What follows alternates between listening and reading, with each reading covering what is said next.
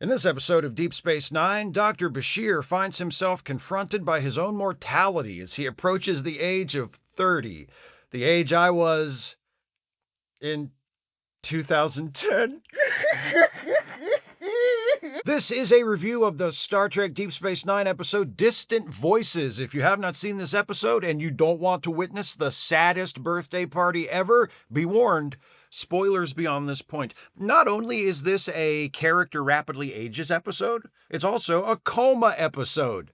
Did watching it again put me into a coma? Or was that coma caused by an unrelated issue that I should have evaluated by a medical professional? Let's find out. Bashir and Garrick are having lunch, and Bashir is grumpy because it's almost his 30th birthday. Oh, poor baby. Only not a baby, which I guess is the problem. Anyway, Bashir's birthday-related grumpiness soon gives way to drug trafficking-related grumpiness when Quark walks up with this scary-looking dude, Altovar, and asks Bashir if he could possibly sell him some biomimetic gel. Bashir is like, that's a controlled substance, I'm not allowed to sell it, and I wouldn't sell it to you anyway because you're obviously evil. Look at all the weird little horns on your face. Altovar doesn't take no for an answer. Bashir walks into the infirmary after lunch and finds Altovar rummaging through his shaving cream collection. Bashir is like, hey, I had those sorted according to foaminess. Altovar grabs Bashir's head and gives him an electrical shock, and Bashir falls unconscious. After the opening credits, he wakes up to find the lights flickering, the computer inoperative, and the station apparently abandoned. Worst of all, his shaving cream collection is still a mess, cans scattered all over the floor. Altovar really did a number on it. That's going to take hours to get back in order. Bashir wanders out onto the promenade and hears sounds of some kind of ruckus coming from Quark's. He goes to investigate and finds Quark hiding behind the bar while someone in the shadows is flinging chairs around. Bashir tries to convince Quark to come away with him to find help, but Quark is too scared to move, until he isn't, and takes off running. Bashir follows him out onto the promenade, but Quark is gone. Entering the security office, Bashir is surprised by Garrick, who grabs him and throws him against the wall. Bashir is like, we don't have time for that right now, and tries to get the computer working, but it's no use. Garrick doesn't know what happened, but he says the station has been like this for hours. No computer, no communications, nothing working except basic functions like life support, doors, and turbo lifts. Bashir hears, get this, distant voices like people whispering. Garrick can't hear anything, but he can see that Bashir's hair is going gray. Bashir is like, no time to dwell on my ever-approaching mortality, Garrick. We've got to find out what this is all about. They decide to split up and search for more people who might still be on the station. Bashir has a close call with the malevolent force that was threatening Quark earlier. Turns out it's Altovar, that shaving cream thief. What more do you want? Take as many cans of Gillette with soothing aloe vera as you can carry and leave me in peace. Bashir escapes into a turbo lift and, hey, he is really Reed Richardsing now, isn't he? It's a good look for him. He should keep it. He gets off the turbo lift, hears voices again, but this time they're closer and easier to make out. It sounds like Dax, O'Brien, Kira, and Odo having an argument about something. Bashir walks into the wardroom where he finds Dax, O'Brien, Kira, and Odo having an argument about something. Dax wants to go find Altovar and take him out. O'Brien wants to just sit tight right here. Kira is mad at everybody, and Odo seems extra suspicious of everybody. Also, Bashir hears those distant voices again, so apparently he wasn't hearing this group arguing with each other the first time he heard the voices. After some more arguing, they decide to go, as a group, to a nearby computer junction where they hope O'Brien can at least get the internal sensors working so they can figure out what's happening on the station. They go, O'Brien futzes around with the inside of a control panel for a bit and manages to get communications working. He receives a signal from outside the station and puts it through, and everyone hears the voices of Dax, Commander Sisko, and Bashir's nurse discussing Bashir's condition. According to Dax's voice, Bashir is in a coma, and he's deteriorating, and he has less than 3 hours to live. The others are incredulous, but Bashir takes a tricorder and scans himself and confirms what the voices said. He's in a coma. This isn't really Deep Space Nine. This is just a representation of his mind. And these other people, they aren't really Dax, O'Brien, Kira, and Odo. They're embodiments of different facets of Bashir's personality, created by his mind to give him someone to talk to. O'Brien represents Bashir's sense of doubt, Kira his aggression, Odo his suspicion, and Dax is his confidence and sense of adventure. When O'Brien fixed communications, he was turning on Bashir's hearing, allowing him to make out what people around him in the outside world were saying, the distant voices that were only whispers before. And since the station represents Bashir's mind, if they can repair the station, Bashir will come out of the coma and he'll be all better. Except, before they can get started, Altovar appears out of nowhere and grabs Dax and drags her away. Then we cut to Bashir playing tennis on the promenade with Garrick. Bashir is like, "What's going on?" Garrick says, "Hey, dude, it's your brain. I got no idea." Bashir tells Garrick to round up the others and meet him at Ops to see if they can get things working again. On the way, Bashir runs into Cisco, treating a bunch of injured people in a corridor. Bashir's like, "You must represent the doctor parts of my mind, my professionalism and skill." Cisco's like, "Yeah, I guess." Then Altovar jumps out of the middle of a wall and yanks Cisco away. Bashir's like, "To hell with this Freddy Krueger shit," and runs away. But he runs right into Altovar, who tells him, "Here's how this is going to go. I'll destroy you one part at a time, and then, when there's nothing left of you but a shell, I'll put you out of your misery. Sound like fun?" Bashir runs away, finds Kira and Odo both looking to be in pretty bad shape in the corridor, and runs into O'Brien in a maintenance tube. O'Brien's like, "Can I come with you?" And Bashir's like, "You're a magnet for suffering, which means any misfortune aimed at me will be pulled in and redirected to you. What a brilliant idea, Chief! Let's go!" Eventually, they both find themselves at Quark's, where Quark, in a much better mood than he was before, is leading a crowd of people to make bets on Bashir's coma. Another version of Bashir is lying on a table, and the crowd is betting on how long it will take him to die, which organ will fail first, that sort of thing. Suddenly, O'Brien is on the table instead of the other Bashir, and O'Brien's looking super dead. Hey, it worked! But then Altovar is there, and he grabs Quark by the throat and chokes him out and declares that everybody loses. So, which part of Bashir's personality did Quark represent? His gambling addiction? His self-destructive tendencies? His flamboyant yet unerring sense of fashion? I need to know! Bashir runs away from Altovar back onto the promenade, where he promptly falls and breaks his hip, which for a man of his years is basically the end of the line. Time to get him into some kind of assisted living situation where the staff can make sure he's taking his pills and he can have other people his age around to play bridge with and complain to about his disappointing grandchildren. Instead of that, though, Garrick shows up and Bashir convinces Garrick to take him to Ops so he can finally try to fix this whole situation. They make it to Ops and, surprise, happy birthday! Nobody came except this random singing lady because everyone else is dead. Bashir is like, "I don't have time for a sad old man's birthday party. I have to fix my coma brain." But when he opens an access panel to try and repair the computer, a bunch of tennis balls fall out. He tries another panel, same thing. Tennis balls. Garrick, who has been no help at all since they got to Ops, tells Bashir to just give up and accept that the damage is too great to repair. Bashir says that doesn't sound like something the real Garrick or the facet of my mind Garrick would say. And now that I think about it, why didn't Altovar kill you? He killed everyone else. Why are you the only one left? Who are you? Garrick morphs into Altovar. Ha ha! It was me all along! Okay, now it's time to die, so just give up. You know, like you always do. Bashir's like, "Excuse me?" Altovar says, "Yeah, give up. Like how you wanted to be a tennis player when you were younger, but your parents didn't approve, so you gave up and became a doctor. Or how, when you were in medical school, you couldn't take the pressure of graduating first in your class, so you gave up and intentionally got a question wrong on your final exam. Or how you wanted to be more than friends with Dax, but she didn't like you that way, so you just gave up and let yourself be friend-zoned like a total beta." So you're saying I should have continued to pursue Dax romantically despite her lack of interest even longer than I did? Yeah, bro! Okay, I'm going to the infirmary. You have fun listening to Barstool Sports podcasts or whatever. Bashir gets to the infirmary, where Altovar is waiting. Bashir says, "I shouldn't have gone to Ops at all. It might be the command center of the real Deep Space Nine, but the infirmary is the center of my world. Now, let me just carry out a minor repair on this electrical panel." And Bashir waves a thing at a thing, and suddenly the lights are back on and the computer's working. He starts telling off Altavar, like, you know what?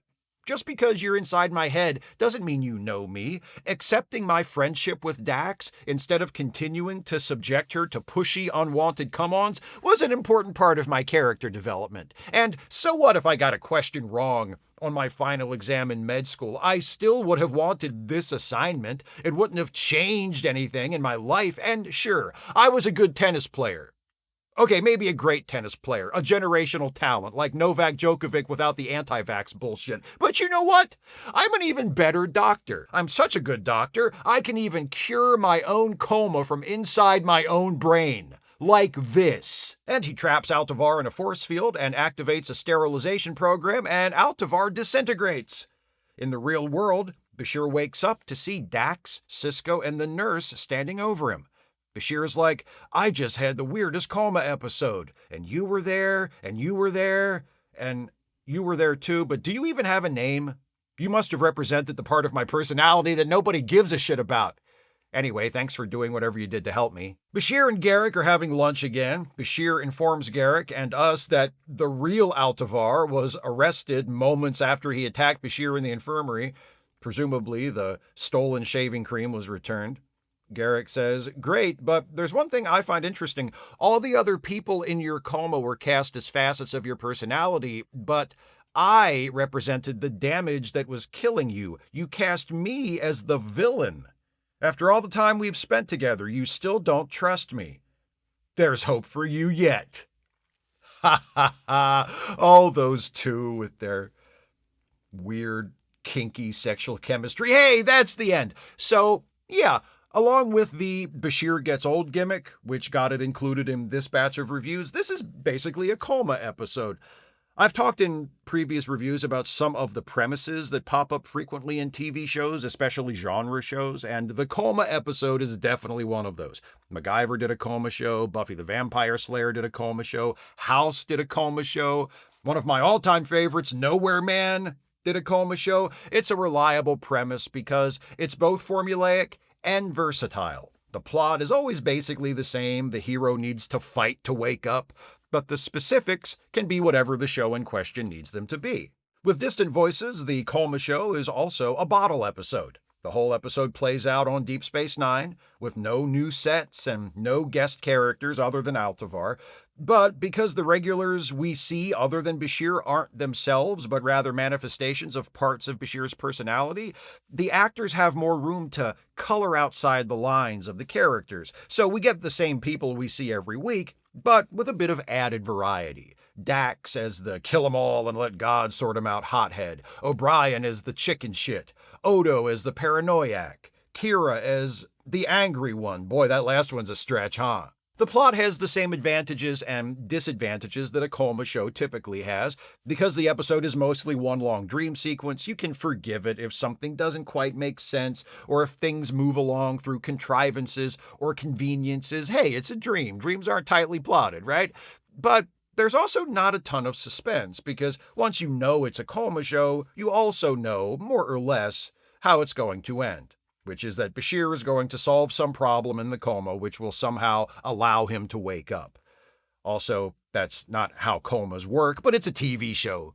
And a sci-fi action-adventure TV show to boot, so I'm not going to hold that against it. As formulaic and predictable as it is, the episode executes the coma plot very well. And for me, execution is almost always more important than originality. The transition from waking world to coma world is accomplished cleanly, with Bashir losing consciousness in the teaser and waking up in the coma after the opening credits. And once we're in the coma with Bashir, we stay there. Even after Bashir figures out what's going on, there are no cuts to the infirmary outside Bashir's head. Nothing breaks the immersion. Even the brief shots of comatose Bashir lying in a bed in the infirmary are seen on a monitor from inside the coma. It might seem like a minor point, but for me, it's crucial to the success of the episode. I brought this up in a previous video of this series, my review of the Enterprise episode, Shuttle Pod 1, where I complain about the decision to cut away from Trip and Malcolm trapped in the shuttle to show us what's happening concurrently aboard Enterprise.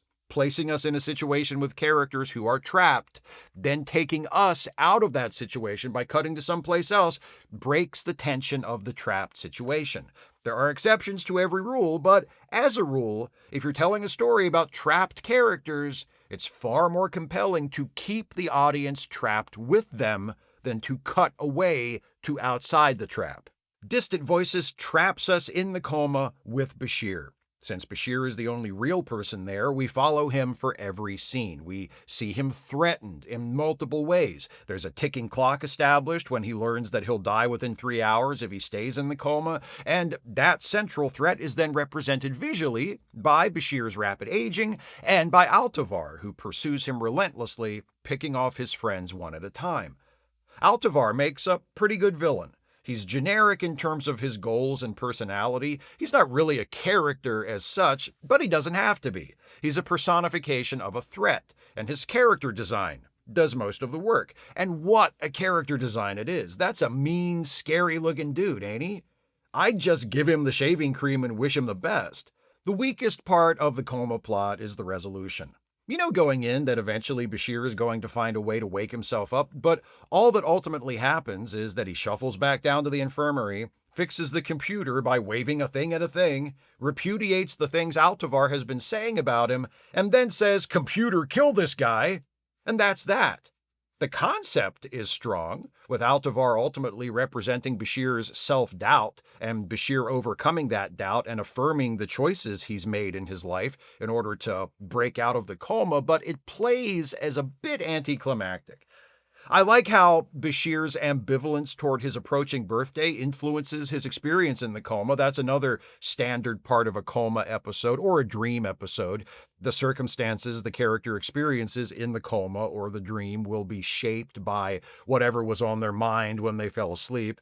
In this case, the coma is shaped by Bashir's anxiety about getting older, losing his abilities, losing his friends, and ultimately dying.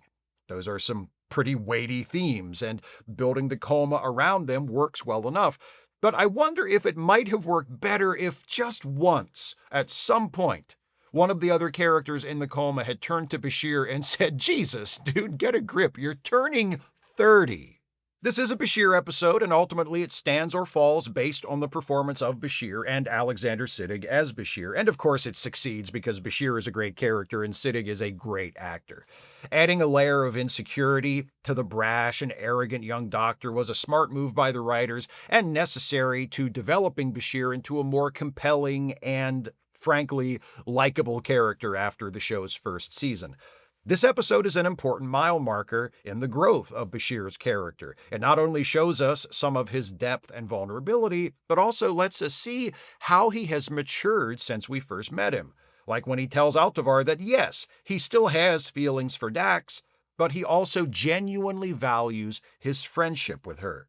In terms of performance, Siddig makes a more convincing young person playing an old person than average. His physicality in particular is impressive when he gets to elderly Bashir, making himself seem genuinely small and fragile. He gets a little cartoonish in his last couple of exchanges with Altovar, coming across more as a caricature of an elderly person than an actual elderly person, but it's Star Trek. Lots of stuff is exaggerated as a matter of course. And like I said, he still makes a more convincing old person than most actors his age. The old age makeup used on Siddig as Bashir progresses through the coma is pretty good as far as that goes. As with all of these Star Trek episodes that have characters becoming older versions of themselves, it's fun to compare old man Bashir in this episode to what Alexander Siddig actually looks like now, 30 years after this episode was produced. When Bashir finds the others in the wardroom, O'Brien remarks that he looks like he's aged 30 years, which would make him 60, which is just about Alexander Siddig's actual age right now. And let's just say, the years have been kinder to him than this episode predicted. Also, do you like how the older Bashir gets, the more Alexander Siddig transforms into his uncle, Malcolm McDowell? I always get a kick out of that. One last thing, which I only mention because I expect some of you will ask about it in the comments. Bless your nerdy little hearts. How does this episode relate to the fact that Bashir is genetically engineered? My answer is, it doesn't. And it doesn't have to. I'm sure some of you who don't share my loose, indifferent attitude to canon have imagined all sorts of brilliant explanations and workarounds to account for why, even though this episode takes place almost entirely in Bashir's mind and has him confronting some of his darkest fears and most deeply held insecurities, the fact that he is hiding his true genetically enhanced nature from everyone is never even mentioned. But personally, I don't need to explain it, because as far as I'm concerned, in this episode, he's not genetically enhanced. That part of Bashir's character wasn't created by the writers of the show until almost 2 years after this episode was produced. This episode wasn't written with that in mind, so when I watch this episode, it's not in my mind either. Isn't fiction wonderful? Distant Voices was written by Ira Stephen Bear and Robert Hewitt Wolf from a story by Joe Manoski and was directed by Alexander Singer, who does a fantastic job of giving the DS9 sets a surreal, nightmarish quality. It's not a great episode, but it's a good episode, and the sort of episode that reminds me why Deep Space Nine is my favorite Star Trek series. Even when it's not performing at its peak, it still delves deep into its characters, asks big questions, wrestles with heavy themes, and has a bit of fun along with everything else. It's a smart show with a superb cast and a ton of creative ambition, and its average is better than most other shows' very best.